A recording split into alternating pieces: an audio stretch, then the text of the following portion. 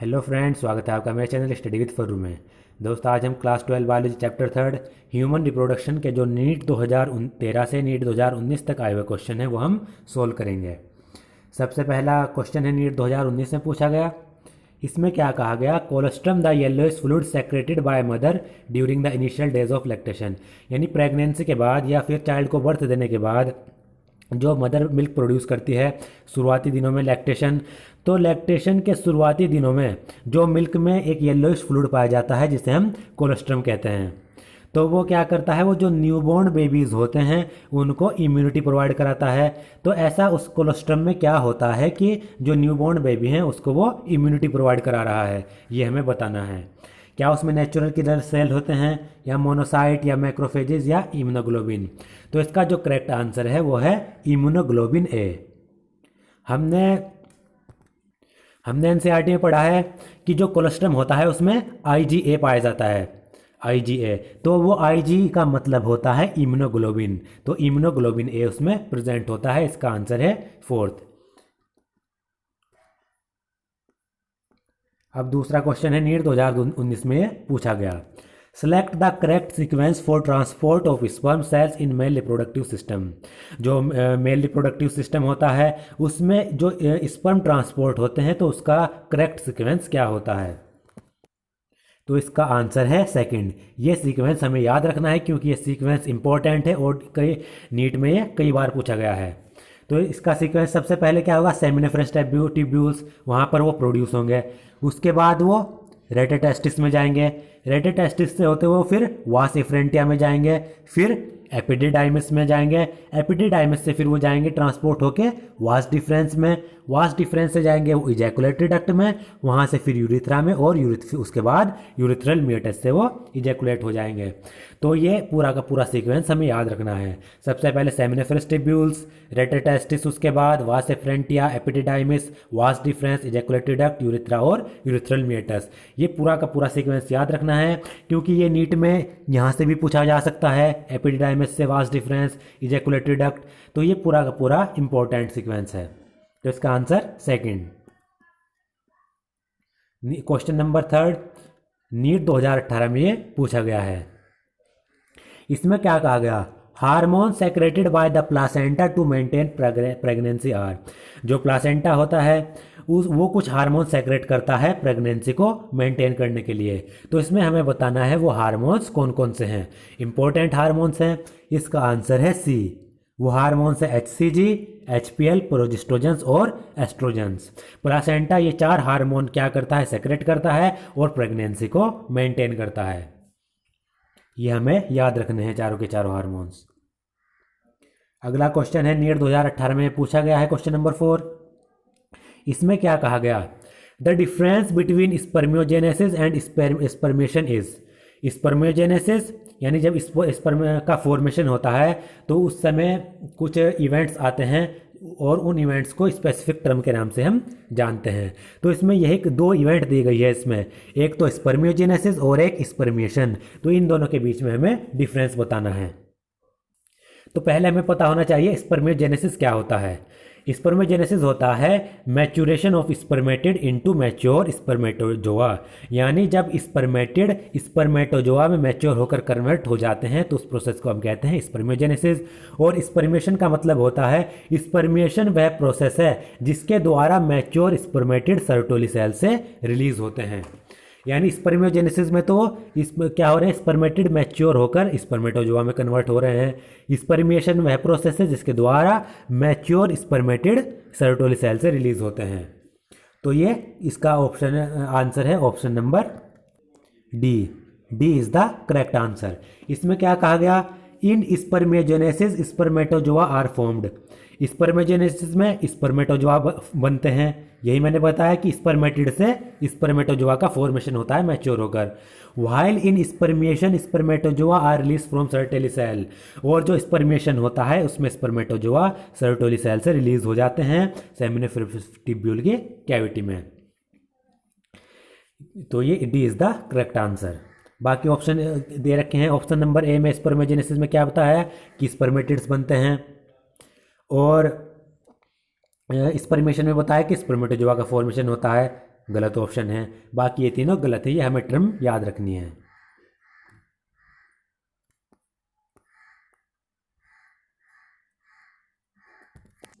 Question number 5 है और ये एनसीईआरटी से बाहर से पूछा गया है, इंपॉर्टेंट क्वेश्चन है।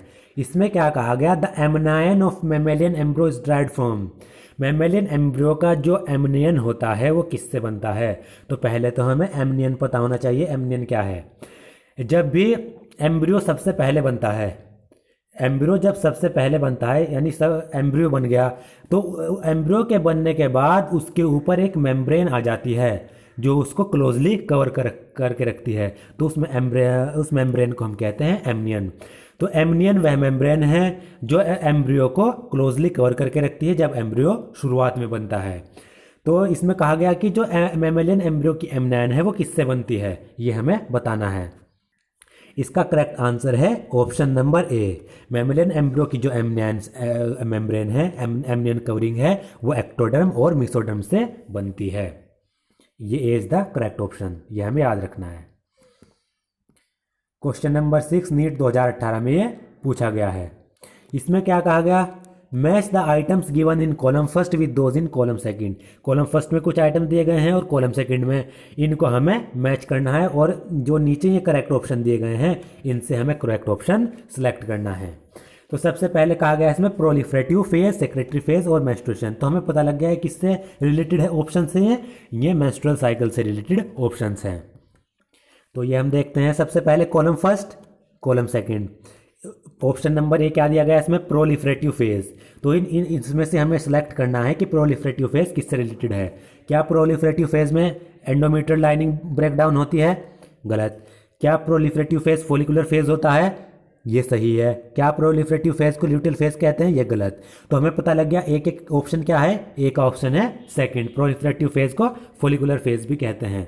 तो ये अगर हम देखें यहाँ से तो ए में सेकंड किस में आ रहा है, पहले में थर्ड, सेकंड में फर्स्ट, थर्ड में सेकंड। तो थर्ड ऑप्शन, बाकी किसी भी ऑप्शन में ए का जो करेक्ट आंसर सेकंड नहीं दिया गया। तो हमें पता लग गया, हमें और चेक करने की ज़रूरत नहीं क्योंकि ए का ऑप्शन सेकंड सिर्फ एक में ही दिया गया है। तो आंसर है third is the correct answer. A का सेकंड, प्रोलिफरेटिव फेज को फॉलिकुलर फेज कहते हैं। बी का थर्ड यानी सेक्रेटरी फेज ल्यूटल फेज में आता है, यानी इससे कुछ हार्मोन सेक्रेट होते हैं।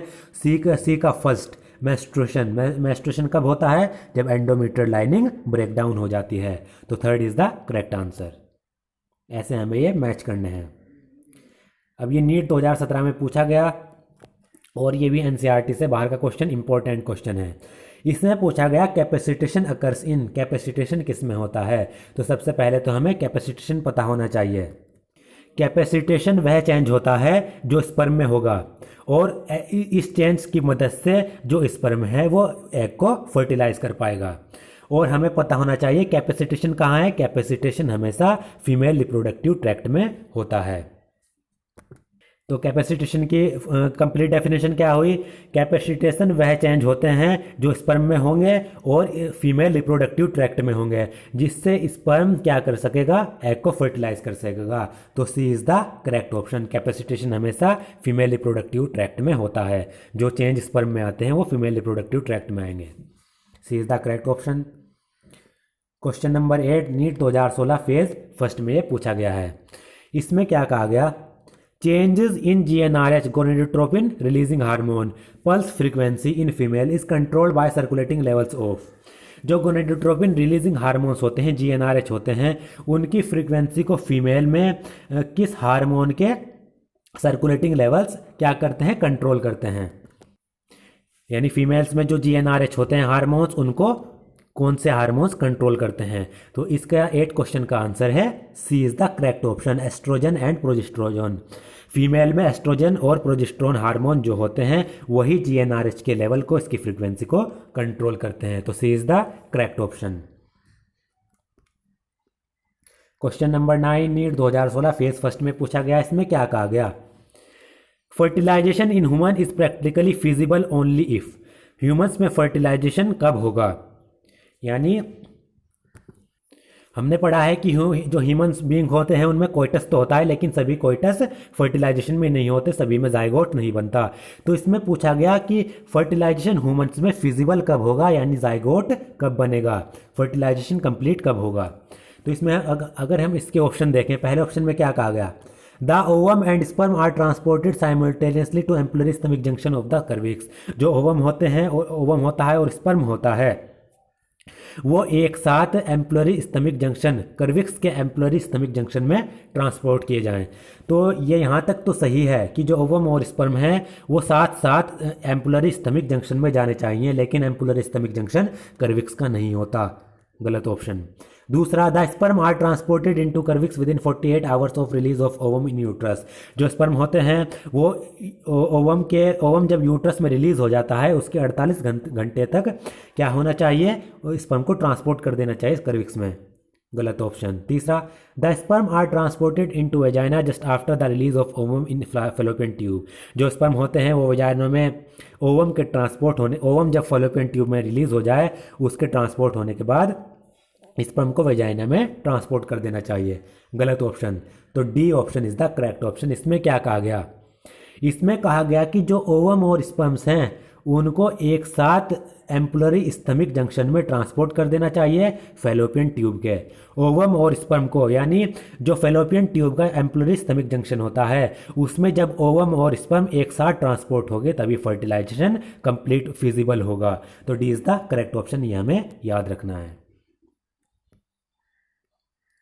क्वेश्चन नंबर 10 और नीट 2016 फेज फर्स्ट में ये पूछा गया है। इसमें क्या कहा गया, सिलेक्ट द इनकरेक्ट स्टेटमेंट। इसमें से हमें इनकरेक्ट स्टेटमेंट सेलेक्ट करना है। इसमें पहला ऑप्शन है LH and FSH luteinising hormone और follicular stimulating hormone decrease gradually during the follicular phase. जो LH एंड FSH हार्मोन हैं वो फोलिकुलर फेज के दौरान ग्रेजुअली डिक्रीज होते हैं। तो यही इनकरेक्ट ऑप्शन है, क्योंकि LH और FSH फोलिकुलर फेज के दौरान इनकी जो मात्रा है वो बढ़ती है, वो इंक्रीज होती है। तो ये इनकरेक्ट ऑप्शन है। बाकी तीनों ऑप्शन करेक्ट होंगे, वो भी देख लेते हैं वो क्या क्या दिए गए हैं। LH trigger secretion of androgen from the Leydig cell. जो ल्यूटिनाइजिंग हार्मोन है वो लिडिक सेल से एंड्रोजन को रिलीज करता है, सही है, कराने में मदद करता है। FS stimulate the Sertoli cell which help in spermatogenesis. जो फोलिकुलर स्टिमुलेटिंग हार्मोन है वो सर्टोली सेल को क्या करते हैं, सर्टोली सेल से स्पर्मेजेनेस होने में मदद करते हैं, ये भी सही है, क्योंकि सर्टोली सेल्स में जो स्पर्मेटिड्स होते हैं वो मैच्योर होकर स्पर्मेटोजोआ बनते हैं, वो FSH की मदद से बनते हैं। LH ट्रिगर्स ओवुलेशन इन ओवेरी, ये भी सही है। LH क्या करता है, ओवरी में ओवुलेशन को ट्रिगर करता है, स्टिमुलेट करता है। तो A option is the incorrect option, बाकी तीनों करेक्ट हैं। क्वेश्चन नंबर 11 है, इसमें नीट 2016 फेज फर्स्ट में ये पूछा गया। इसमें क्या कहा गया, identified the correct statement on inhibin. Inhibin के बारे में जो करेक्ट स्टेटमेंट है वो हमें आइडेंटिफाई करना है। तो इनहिबिन क्या है, इनहिबिन एक गोनेडल हार्मोन है जो मतलब टेस्टिस में प्रोड्यूस होता है। इनहिबिन एक गोनेडल हार्मोन है जो क्या करता है, FSH के सिक्रेशन को इनहिबिट करता है, रोकता है। तो इसमें पहला ऑप्शन क्या है, is produced by granulosa cells in ovary and inhibits the secretion of LH। और हमें एक बात याद रखनी है, जो इनहिबिन है वो मेल में भी प्रोड्यूस हो सकता है और फीमेल में भी प्रोड्यूस हो सकता है। तो इसमें पहला ऑप्शन दिया गया है कि इनहिबिन ग्रेनुलोसा सेल्स के द्वारा प्रोड्यूस होता है ओवरी में और LH के सेक्रेशन को इनहिबिट करता है। यहाँ तक तो सही है कि जो इनहिबिन है वो ओवरी में ग्रेनुलोसा सेल्स के द्वारा प्रोड्यूस होता है, लेकिन वो LH के सेक्रेशन को इनहिबिट नहीं करता बल्कि FSH के सेक्रेशन को इनहिबिट करता है, गलत। तो दूसरा, is produced by nerve cells in testis and inhibit the secretion of LH, ये भी गलत है। Third, inhibits the secretion of LH, FSH and prolactin, ये भी गलत है। इसमें डी ऑप्शन छूट गया है। तो डी ऑप्शन में क्या दिया गया है, inhibin is produced by granulosa cells in ovary and inhibits the secretion of FSH, ये D is the correct option. इसमें क्या क्या है कि इनहिबिन जो है ओवरी में ग्रेनुलोसा सेल्स के द्वारा प्रोड्यूस होता है और and inhibits the secretion of FSH के सेक्रेशन को इनहिबिट करता है। तो D is the correct option, ये हमें याद रखना है, इंपॉर्टेंट क्वेश्चन है। ये हमने क्वेश्चन ऊपर भी किया था इस प्रकार का और ऐसा ही क्वेश्चन नीट 2016 फेज सेकंड में पूछा गया है। इसमें क्या कहा गया, which of the following depicts the correct pathway of transport of sperm, sperm के ट्रांसपोर्ट का हमें करेक्ट पाथवे आइडेंटिफाई करना है। पहला देख लेते हैं, रेटेटेस्टिस, उससे फिर एफरेंट डक्ट्यूल्स, उससे फिर एपिडाइमिस, वास्ट डिफरेंस। दूसरा रेटेटेस्टिस से epididymis, efferent ductules, vast difference. तीसरा अगर देखें रेटेटेस्टिस से वास्ट डिफरेंस, एफरेंट डक्ट्यूल्स और एपिडाइमिस। उसके बाद efferent ductules, rete testis, vast difference, epididymis. तो हमें सबसे पहले पता है कि सबसे पहले अगर हम इन सीक्वेंस में देखें, चारों में देखें, तो सबसे पहले रेटेटेस्टिस आती है, उसके बाद एफरेंट डक्ट्यूल्स, फिर स्पर्म एपिडाइमिस में जाते हैं, सबसे बाद में फिर वास्ट डिफरेंस। तो सब ए इज़ द करेक्ट ऑप्शन। ये सीक्वेंस हमें पूरा का पूरा जो ऊपर सीक्वेंस हमने पढ़ा था वो याद रख लेना है, उसी सीक्वेंस से ये क्वेश्चन हम सोल्व कर लेंगे आराम से। तो A is the correct option. Question number 13 NEET 2016 phase second में पूछा गया है। इसमें क्या कहा गया, match column first with column second and select the correct option. Column first column second से हमें मैच करना है और फिर ये ऑप्शंस दिए गए हैं, कोड्स दिए गए हैं, इनसे हमें करेक्ट ऑप्शन सेलेक्ट करना है। तो इसमें दिया गया सबसे पहले मॉन्स प्यूबिस, हमें देखना है कि मॉन्स प्यूबिस इसमें से किससे रिलेटेड है, एम्ब्रियो फॉर्मेशन से, स्पर्म से, या फीमेल एक्सटर्नल जेनाइटल या ग्राफिन फॉलिकल से। तो हमें पता है mons pubis female external genital से रिलेटेड है। तो ए का थर्ड। ऑप्शन नंबर ए देखें हम तो उसमें भी ए का थर्ड दिया गया है, बी देखें तो उसमें भी ए का थर्ड, सी देखें तो उसमें भी ए का थर्ड, ए का फर्स्ट दिया गया है डी में, तो डी गलत, डी में से नहीं हो सकता, ये हमें पता लग गया। फिर बी ऑप्शन दिया गया है एंट्रम। तो एंट्रम को मैच करने से पहले हमें पता होना चाहिए एंट्रम क्या होता है। तो एंट्रम एक फ्लूइड फिल्ड स्पेस या फिर फ्लूइड फिल्ड कैविटी होती है फॉलिकल में, जो ग्राफिन फॉलिकल्स होते हैं उसमें एंट्रम एक फ्लूइड फिल्ड स्पेस होता है। तो अगर हम यहाँ से देखें, मॉस प्यूबिस तो हमने फीमेल एक्सटर्नल जेनाइटल से देख लिया, एंट्रम एम्ब्रियो फॉर्मेशन से, स्पर्म से या ग्राफिन फॉलिकल से। तो हमें पता है एंट्रम फ्लूइड फिल्ड स्पेस है फॉलिकल में, तो बी का फोर्थ ग्राफिन फॉलिकल। अब देखें बी का फोर्थ इसमें किस में से है, बी का फोर्थ ए में है, बी में है, सी में बी का फर्स्ट दिया गया है, तो ये इनकरेक्ट ऑप्शन। अब थर्ड देखें ट्रोफेक्टोडर्म, तो हमें पता होना चाहिए ट्रोफेक्टोडर्म क्या है। ट्रोफेक्टोडर्म क्या है, ट्रोफेक्टोडर्म अनादर टर्म है ट्रोफोब्लास्ट के लिए। और ट्रोफोब्लास्ट क्या है, ब्लास्टोसिस्ट की जो आउटर लेयर की सेल्स होती हैं उनको ट्रोफोब्लास्ट कहते हैं। तो ट्रोफेक्टोडर्म एक अनादर टर्म है ट्रोफोब्लास्ट के लिए।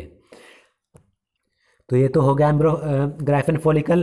तो ट्रोफोब्लास्ट क्या है, ब्लास्टोसिस्ट किससे रिलेटेड है, क्या स्पर्म से रिलेटेड है, नहीं, ब्लास्टोसिस्ट एम्ब्रियो फॉर्मेशन से रिलेटेड है। तो सी का हो गया फर्स्ट, सी का फर्स्ट अगर हम देखें तो वो बी में, तो B is the correct option, B हमारा करेक्ट ऑप्शन हो गया। हमें पता लग गया B is the correct answer. B के हिसाब से देखेंगे तो डी का सेकंड निबंध खंड स्पर्म से रिलेटेड है। अभी निबंध खंड क्या है, निबंध खंड किसे कहते हैं, माइटोकॉन्ड्रियल फॉर्मेशन को कहते हैं। जब स्पर्म में माइटोकॉन्ड्रियल का फॉर्मेशन होने लगता है तो उसको टर्म दे दी गई निबंध खंड। और ये कुछ इंसेक्ट्स में होता है, ये ह्यूमंस में नहीं होता। तो डी का सेकंड। अब question number 14 NEET 2016 phase second में पूछा गया है। इसमें क्या कहा गया, several hormones like HCG, HPL, oestrogen, progesterone are produced by. ये हमने ऊपर पढ़ा था, इसमें ये उल्टा क्वेश्चन दिया गया था। उसमें पूछा गया था कि प्लासेंटा के द्वारा कौन से हार्मोन प्रोड्यूस होते हैं। अब इसमें पूछ लिया गया कि कुछ हार्मोन जैसे कि HCG, HPL, एस्ट्रोजन और प्रोजेस्टेरोन किसके द्वारा प्रोड्यूस होते हैं। तो हमें पता है ये प्लासेंटा के द्वारा प्रोड्यूस होते हैं। तो 14 का B is the correct answer.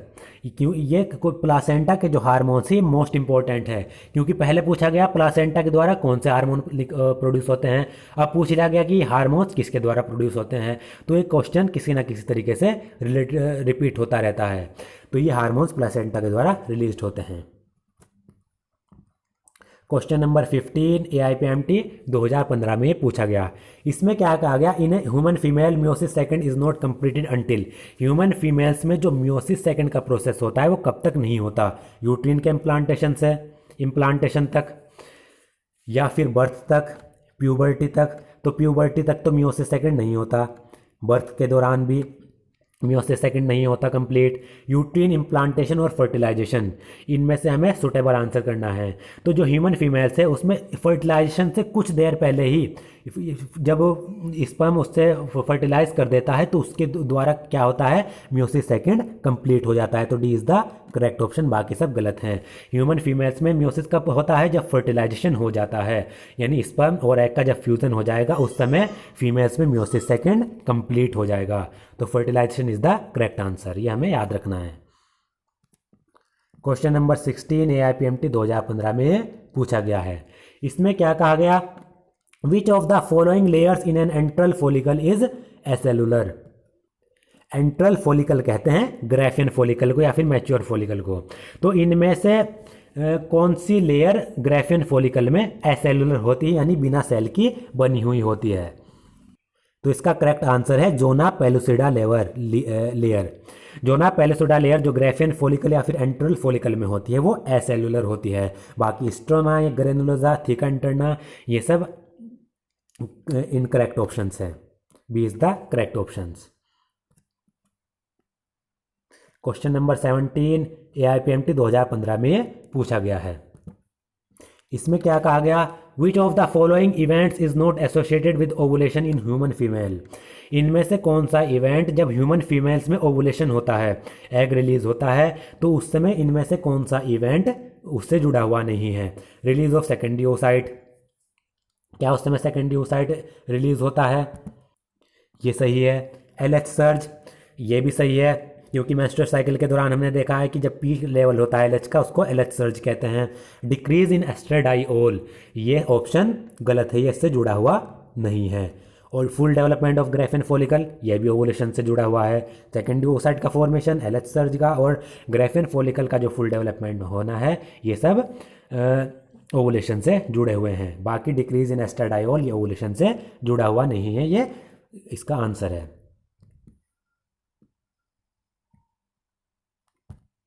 Question number 18 AIPMT 2015 में पूछा गया। इसमें क्या कहा गया? Ectopic pregnancy are refer to as. ये NCERT से बाहर का क्वेश्चन है और इम्पोर्टेंट क्वेश्चन है। इसमें क्या कहा गया कि एक्टोपिक प्रेगनेंसी किसे कहते हैं? तो हमें पता होना चाहिए एक्टोपिक प्रेगनेंसी क्या है पहले तो एक्टोपिक प्रेगनेंसी क्या है कि ऐसी प्रेगनेंसी जिसमें फर्टिलाइज एग यूट्रस के बाहर इम्प्लांट हो। वैसे तो इम्प्लांटेशन कहाँ होता है? यूट्रस में, लेकिन जब जो फर्टिलाइज एग है वो यूट्रस के बाहर इम्प्लांट हो जाता है तो उसको हम एक्टोपिक प्रेगनेंसी कहते हैं। तो इसका आंसर है डी। क्वेश्चन नंबर 18 का D option correct. Implantation of embryo at site other than uterus, embryo का इम्प्लांटेशन यूट्रस के अलावा कहीं और भी होना, बल्कि इम्प्लांटेशन यूट्रस में ना हो बल्कि यूट्रस के बाहर कहीं भी हो, उसको हम एक्टोपिक प्रेगनेंसी कहेंगे। क्वेश्चन नंबर 19 AIPMT 2014 में पूछा गया है। इसमें कहा गया the shared terminal duct of the reproductive and urinary system in the human male. Human male में रिप्रोडक्टिव ट्रैक्ट का और यूरिनरी सिस्टम, इसमें इनमें से हमें दोनों में बताना है कि ये चार क्या दी गई हैं? डक्ट दी गई हैं। तो इन चारों में से कौन सी डक्ट दोनों में ही यूज़ की जाती है, रिप्रोडक्टिव फंक्शन में भी और यूरिनरी सिस्टम में भी? तो इसका क्वेश्चन नंबर 19 का करेक्ट ऑप्शन है urethra. A is the correct option. Urethra ऐसी डक्ट है, टर्मिनल डक्ट, जो रिप्रोडक्शन में भी यूज़ की जाएगी, रिप्रोडक्टिव ट्रैक्ट में भी और यूरिनरी सिस्टम में भी। क्वेश्चन नंबर 20 AIPMT 2014 में पूछा गया है। इसमें क्या कहा गया? The main function of mammalian corpus luteum is to produce. इनमें से जो कॉर्पस ल्यूटियम होती है, मैमल्स में कॉर्पस ल्यूटियम है, वो क्या प्रोड्यूस करती है? तो हमें पता है कि जो कॉर्पस ल्यूटियम है वो प्रोजेस्टेरोन हार्मोन क्या करती है? सेक्रेट करती है, जिससे वो एंडोमीटर लाइनिंग को दोबारा से मेंटेन कर सके। Estrogen, progesterone is the correct answer. B is the correct option. Corpus luteum progesterone जो है प्रोड्यूस करेगी। क्वेश्चन नंबर 21 AIPMT 2014 में पूछा गया है। इसमें क्या कहा गया? Select the correct option describing gonadotropin activity in normal pregnant female. कोई भी नॉर्मल प्रेग्नेंट फीमेल है तो उसमें गोनेडोट्रोपिन की एक्टिविटी किस तरीके से होगी? पहला, high level of FSH and LH stimulate the thickening of endometrium. FSH और LH के जो हाई लेवल्स हैं वो एंडोमेट्रियम की थिकनिंग में मदद करते हैं, ये गलत ऑप्शन है। दूसरा, high level of FSH and LH facilitate implantation of the embryo, गलत ऑप्शन।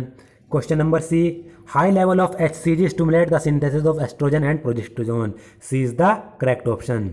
जो HCG हैं हार्मोन्स हैं, उसके जो हाई लेवल हैं अगर वो हाई ज़्यादा क्वांटिटी में क्या होगा, सेक्रेट होगा, तो उससे एस्ट्रोजन और प्रोजेस्टेरोन का क्या होगा, सिंथेसिस स्टिमुलेट होगा, बनना स्टार्ट होगा। तो C is the correct option. High level of HCG stimulate the thickening of endometrium, ये भी गलत ऑप्शन है। क्वेश्चन नंबर 22 नीट 2013 में पूछा गया है। इसमें क्या कहा गया, what is the correct sequence of sperm formation. फिर से वही कि इनमें से स्पर्म फॉर्मेशन का क्या करेक्ट सीक्वेंस है। पहले तो स्पर्म की ट्रैक्ट की थी, लेकिन अब स्पर्म फॉर्मेशन का सीक्वेंस, ये भी सीक्वेंस हमें याद रख लेना है। तो इसे हम वन बाय वन स्टेप क्या करते हैं, समझते हैं। सबसे पहले स्पर्मेटोजेनेसिस। स्पर्मेटोजेनेसिस वह प्रोसेस है जिसके द्वारा जो हैप्लॉइड स्पर्मेटोजोआ हैं या फिर स्पर्म्स हैं वो डैप्लॉइड स्पर्मेटोगोनिया से बनते हैं। तो सबसे पहला स्टेप इसमें क्या होता है, स्पर्मेटोजेनेसिस में सबसे पहले क्या होता है, जो मेल्स होते हैं, ह्यूमन मेल्स, उनमें जो अनडिफ्रेंशिएट प्राइमोर्डियल जर्म सेल्स होती हैं, या सिंपली कहें उनमें जो जर्म सेल्स होती है वो माइटोसिस के द्वारा सेवरल टाइम्स डिवाइड होती है, जिससे लार्ज नंबर ऑफ स्पर्मेटोगोनिया का फॉर्मेशन होता है। स्पर्मेटोगोनिया या फिर स्पर्म मदर सेल्स का फॉर्मेशन होगा। तो सबसे पहले हमें पता लग गया क्या बनता है, स्पर्मेटोगोनिया या फिर स्पर्म मदर सेल। स्पर्मेटोगोनिया इसमें भी दिया गया है, इसमें भी है, बाकी इसमें भी है। तो ये ऑप्शन हमारा गलत हो गया, क्योंकि सबसे पहले स्पर्मेटोगोनिया या फिर स्पर्म मदर सेल बनेगी। उसके बाद क्या होगा, जो हर एक स्पर्मेटोगोनियम होगा, हर एक स्पर्म मदर सेल होगी, वो एक्टिवली ग्रो करेगी और लार्ज नंबर ऑफ क्या बनाएगी, large number of primary spermatocyte बनाएगी।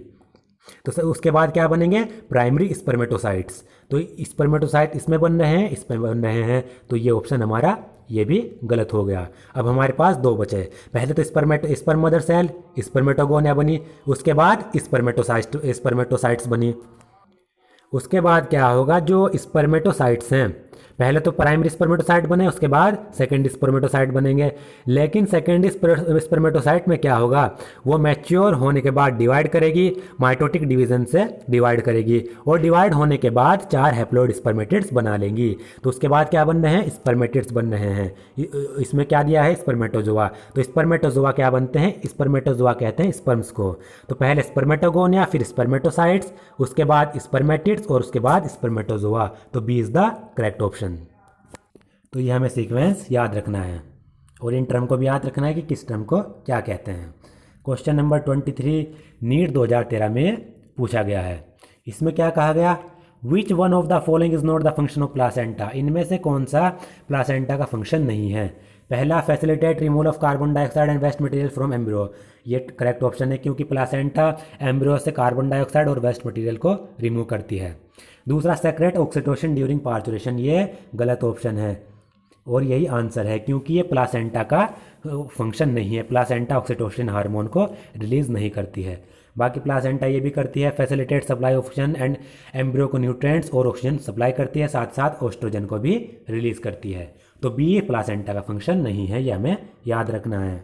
बाकी हमें यह भी याद रखना है कि 3 उसके फंक्शन क्या क्या हैं। Question number 24, menstrual flow occurs due to lack of.